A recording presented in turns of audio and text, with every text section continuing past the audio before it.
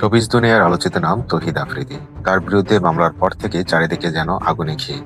কখনো মামলার অগ্রগতি, কখনো ব্যক্তি জীবন, সবকিছু নিয়েই সরগম নেট দুনিয়া। এই আলোচনার কেন্দ্রীয় বিন্দুতে উঠে আসে আরেকটি নাম, চিত্রনায়িকা ফারহানা ফারদিন দিঘি। একসময় গুঞ্জন ছড়িয়ে পড়ে দিঘি আর আফ্রিদি নাকি সম্পর্কে।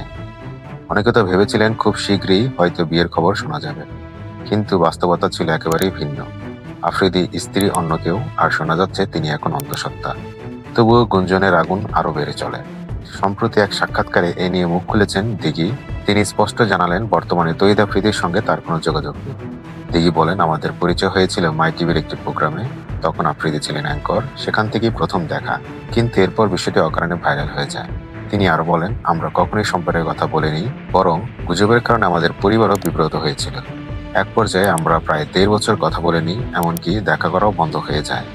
সবশেষে দিঘি স্পষ্ট জানিয়ে দিলেন, আমাদের সম্পর্ক কেবলই বন্ধুত্ব ছিল, আর এখন কোনো যোগাযোগ নেই।